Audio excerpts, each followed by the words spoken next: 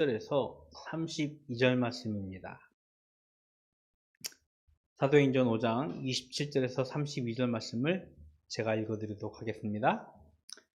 그들을 끌어다가 공회 앞에 세우니 대제사장이 물어 이르되 우리가 이 이름으로 사람을 가르치지 말라고 언금하였을 때 너희가 너희 가르침을 예루살렘에 가득하게 하니 이 사람의 피를 우리에게로 돌리고자 함이로다. 베드로와 사도들이 대답하여 이르되 사람보다 하나님께 순종하는 것이 마땅하니라. 너희가 나무에 달아 죽인 예수를 우리의 조상의 하나님이 살리시고 이스라엘에게 회개함과 제사함을 주시려고 그를 오른손으로 높이사 임금과 구주로 삼으셨느니라. 우리는 이 일의 증인이요 하나님이 자기에게 순종하는 사람들에게 주신 성령도 그러하니라 하더라. 아멘. 예루살렘의 초대교회가 태동하고 또 성장을 하면서 눈에 띄는 일이 있었다면 사도들의 담대함이었습니다. 예루살렘의 종교 지도자들, 대제사장, 장로들, 바리새인들 이런 사람들이 사도들에게 와서 협박을 하기도 합니다. 그리고 박해를 하면서 예수님께서 명령하신 그 복음, 예수 그리스도를 좀 전하지 말라고 협박하고 회유하고 이런 비유를 잠깐 생각해 봤습니다. 저희 교회는 굉장히 조그만 교회잖아요. 옆에 있는 큰 교회 아니면 우리가 알만한 그 교회가 그 목사님이 딱 와가지고 장로님들이 와서 딱 문 열고 들어서 얘기하는 거예요. 정말 여기에서는 더 이상 예배 드리지 마시오. 더 이상 여기에서는 예수님의 말씀을 전하지 마시오 라고 하는 것과 비슷할 수도 있어요. 알다시피 저희 교회는 굉장히 조그마기 때문에 저도 위축될 수 있을 것이고 어느 사람들이 긴장할 수도 있을 거예요. 그런데 사도들은 이러한 상황에 굴하지 않았습니다. 이런 협박에 움츠러들지 않았습니다. 오히려 담대하게 예수님의 말씀을 전했습니다. 그러자 이 복음을 전파하면서 여러 가지 일들이 생겨나요. 왜냐하면 복음은 생명이었기 때문이에요. 그 생명의 역사들이 복음 전파의 현장에 일어나기 시작합니다. 예수님 때도 그러했듯이 병이 나음을 받기도 하고 귀신이 내어 쫓기도 하고 심지어 죽은 사람들이 가망이 없다라고 했던 그 사람들이 생명으로 살아나는 역사들이 일어남을 성경에서는 기록하고 있습니다. 그런데 무엇보다도 제일 중요한 것은 무엇이냐면 예루살렘 성 안에서 복음이 증거되어지고 예수 그리스도가 증거되어지면서 많은 사람들이 관심을 받으면서 많은 사람들이 그들을 칭송했다라고 사도행전 5장 13절에서는 기록하고 있어요. 칭송했어요. 칭찬하는 거예요. 와 정말 좋았어. 잘한 일이야. 너희들로 하여금 우리가 좋아졌어 라고 하면서 그들을 칭송하면서 교회 공동체가 점차로 성장해 갔다는 것입니다. 많은 사람들의 관심을, 많은 사람들의 협조를, 좋아요를 누르는 그런 상황이 되어버린 거예요. 요즘 2022년이죠. 내년 대선을 위해서 각 정당의 그 후보자들이 치열하게 경쟁을 하고 있습니다. 불과 30년 전? 한 세대 이전에만 해도 우리나라는 군사 독재 시절이었어요. 그래서 이런 선거 문화가 없었어요. 그냥 강압적으로 대통령만 독재하고 그런 시절이었는데 바뀌었어요. 후보자들이 경쟁을 하고 있습니다. 후보자들이 한 표라도 더 받으려고 온갖 노력을 다 하고 있어요.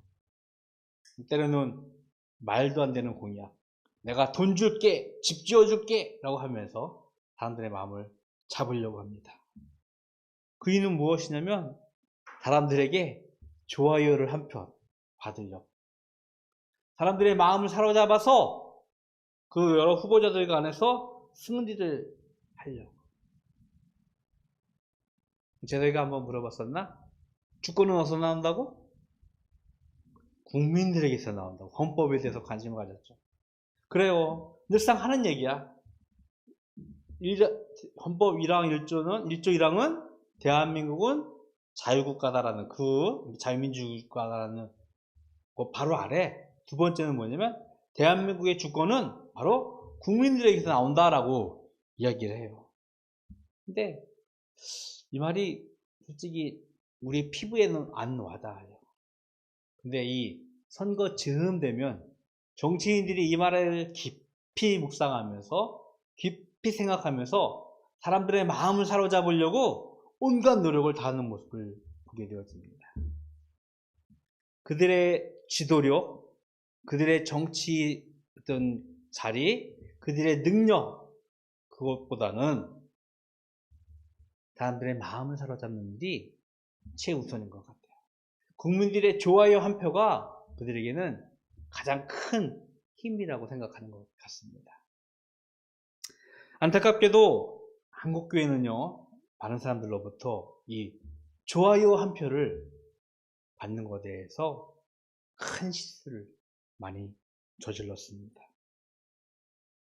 꼭 필요한 일은 아닐 거예요. 사람들이 좋아요라고 관심 받아주고 칭찬 받아주도 하는 일. 하지만 사람들의 마음을 붙잡고 교회 공동체를 세우는 일은 매우 중요한 일입니다. 대제사장 그리고 종교 지도자들이 사도들을 붙잡아 옥에 가두기도 하고 그들을 협박을 하기도 합니다. 하지만 그들을 함부로 대할 수 없었던 이유는 무엇이냐면 그들이 일으켰던 기적들, 이적들 아니에요. 그들이 많은 백성들로부터 칭송을 받고 많은 사람들로부터 관심을 받고 있었기 때문에 함부로 대할 수 없었다는 것입니다. 오히려 대제사장이 종교 지도자들이 사도들을 옥에 가두었으나 주의 사자가 그들에게 찾아가서 옥문을 열고 그들을 다시 예루살렘 밖으로 내보내주고 그 안에서 하나님의 복음을 다시 담대하게 전할 수 있게 하자. 대제사장, 종교 지도자들은 당황할 수밖에 없었습니다.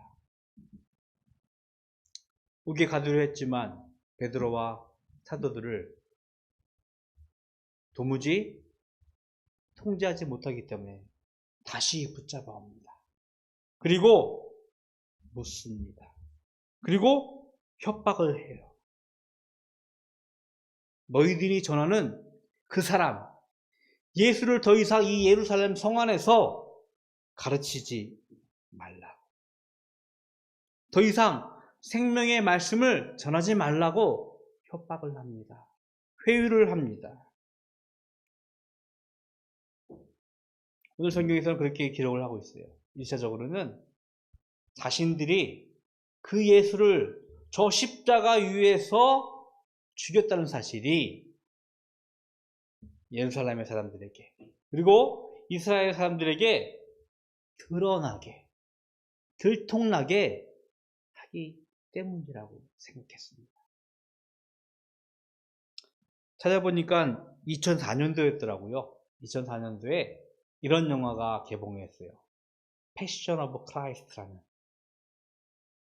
예수님의 고통, 고난, 혹은 그런 영화였는데요. 이 영화를 유대인들이 싫어했어요. 왜 싫어했냐면 이 영화에서는요, 예수님이 십자가에 죽는 그 순간, 그 과정들을 너무나도 적나라하게 영상화했기 때문입니다. 실제적으로 그 장면들을 묘사하기 위해서 배우들은 그 당시의 언어인 아람어를 구사하기도 했고요. 그 십자가에 올라가는 그 골고대 언덕길을 표현하면서 수많은 채찍질, 조롱, 그 참혹함을 영상화했어요. 그러자 유대인들은 그 영화를 반대하고 싫어했어요. 이유는 무엇이냐면 자신들이 한 만행을 많은 사람들에게 드러냈기 때문이에요. 아무런 죄 없는 젊은 청년을 자신들이 가지고 있는 기득권, 이권을 위해서 희생시키고 고문하고 때리고 죽였던 사건들이 만천하에 드러냈기 때문입니다.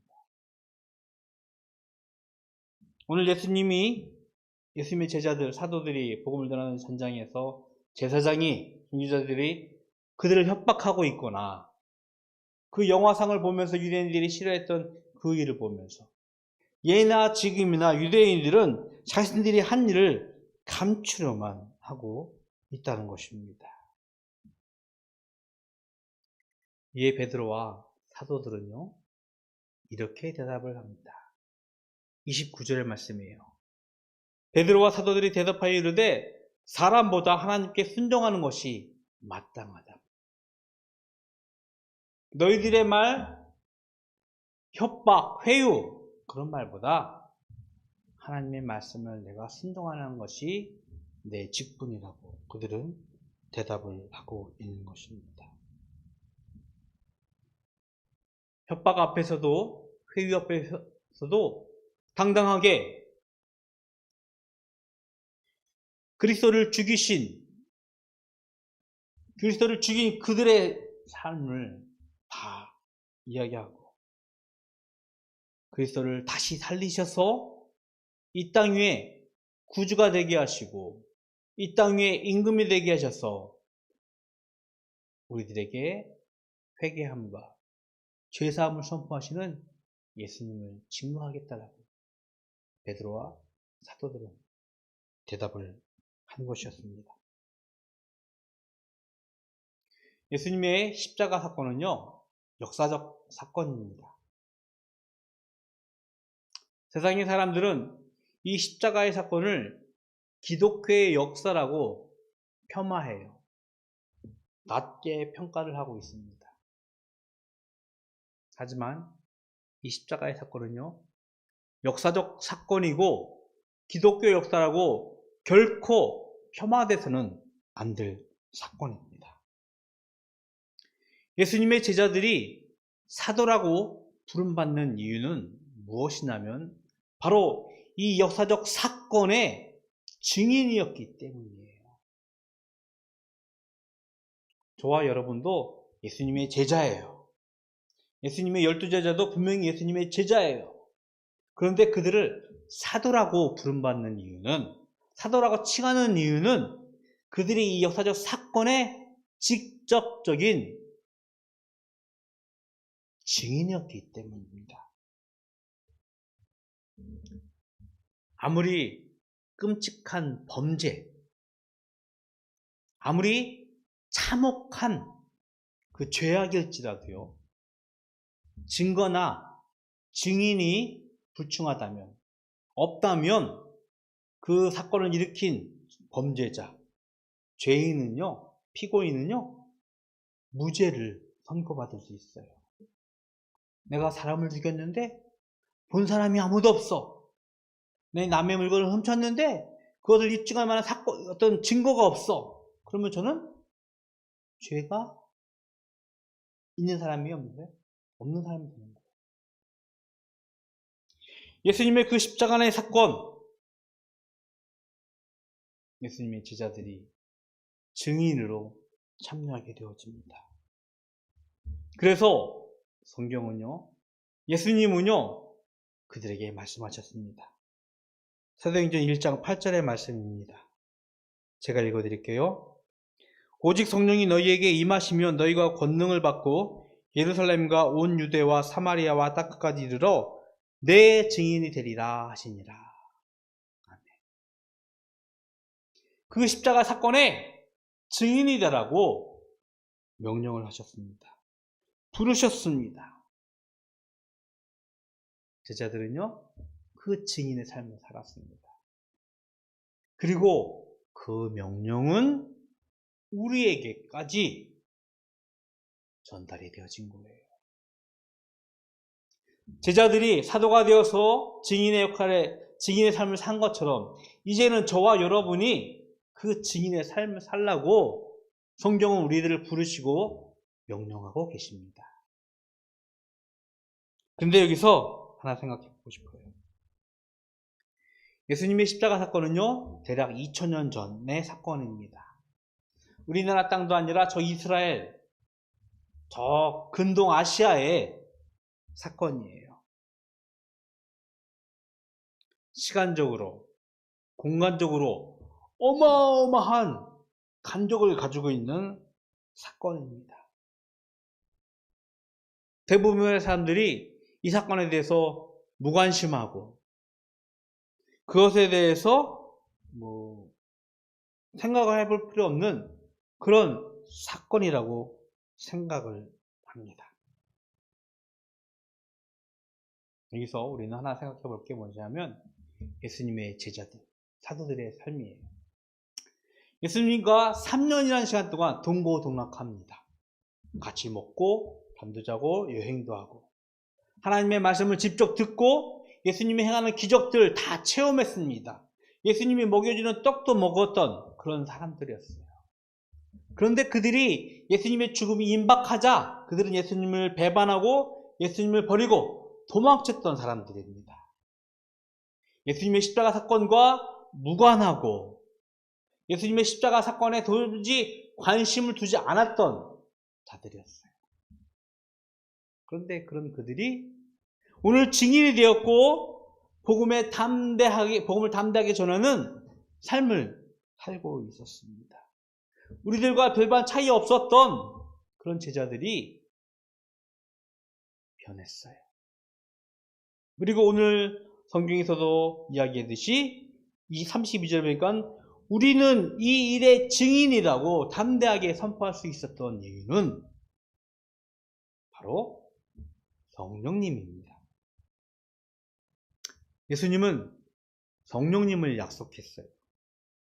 내가 너희와 지금은 함께 있지만 곧 떠날 거야. 떠나지만 나 대신에 성령님이 너희에게 오셔서 너희를 지키시고 도우시고 너희를 보호하실 거야. 함께 하실 거야 하고 약속하셨습니다.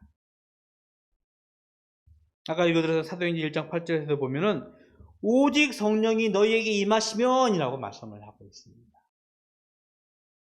실제로 초대교회는요, 성령이 임하자 제자들이 변했어요. 성령이 임하자 그들이 사도들이 되어서 복음을 증거하는 일에 자신의 목숨을 기꺼이 내어놓는 담대함을 보여주었습니다. 그들의 담대함, 그들의 충성된 사역, 그것으로 인하여 지금 우리에게까지 그 복음이 전달되어졌고 또 우리로 하여금 우리 다음 세대에게 전달되리라 저는 믿습니다. 저와 여러분을요, 오늘 베드로와 사도들이 고백한 것처럼 이 일의 증인이라고 부르셨습니다. 그런데 그것이 우리의 지식, 우리의 마음의 결단, 우리의 행동의 어떤 강한 어떤 추진력, 그것으로 되는 것이 아니라 성령님이 함께 하시면 가능할 것이라고 우리들에게 말씀을 하고 있는 것입니다. 저와 여러분을 증인이라 부르신 부름 앞에 순종할 수 있기를 주님의 이름으로 축복을 드리겠습니다. 우리의 삶의 이제 중요한 목적은 바로 예수 그리스도의 복음을, 예수 그리스도의 생명을 살아내고 전파하는 일에 있습니다. 우리를 바르고 다른 예수 공동체로 부르신 이유가 바로 여기에 있어요. 세상은 협박하고 회유하고 조롱하고 비난하고 폄하하고 있지만 우리가 담대하게 복음을 증거할 수 있는 이유는 바로 이 일의 증인이기 때문입니다. 그런데 꼭 기억하십시오. 그것은 우리의 지식과 우리의 능력으로 가능한 일이 아니에요. 성령님의 도우심과 성령님의 함께하심으로 가능한 줄로 믿습니다. 우리를 부르신 하나님의 부름 앞에, 그리고 그 부름 앞에 순종하게 하는 성령님의 도우심을 기대하고 소망하면서 이 일에 증인이라 부르신 부름 앞에 순종할 수 있는 우리 바닷교회가 되기를 주님의 이름으로 축복을 드리겠습니다. 그 일에 우리는 생명의 삶이 있고 소망의 삶이 있다는 사실을 깨닫고 이 일로 하여금 이번 한 주도 승리할 수 있는 우리 모든 바닷교회 성도님들, 이 말씀을 듣는 모든 주의백성들 머리 위에 함께하기를 기도합니다. 기도하겠습니다. 좋으신 하나님 감사합니다. 사도들에게 이 일의 증인이다 부르셨습니다. 하나님, 이제는 저희들도 부르셔서 증인의 삶을, 생명의 삶을 살도록 명령하십니다. 성령님의 도우심과 함께 하심으로 이 일에 순종하게 하여 주시옵시고 이 일로 생명이 우리 가운데 풍성해지는 역사를 경험하게 하여 주시옵소서. 하나님께 구별하여 예배드리며 구별하여 예물 드립니다. 하나님, 저희의 예물을 기뻐 받으시옵시고 영광 받아 주시옵소서. 지금은 우리 주 예수 그리스도의 은혜와 하나님 아버지의 크신 사랑하심과 성령님의 교통하심이 증인의 삶으로 부르신 하나님 앞에 순종하며 이 땅 위에서 증인의 삶을, 생명의 삶을 살기로 소원하는 모든 성도들 머리 위에 영원토록 함께 있을지어다. 아멘.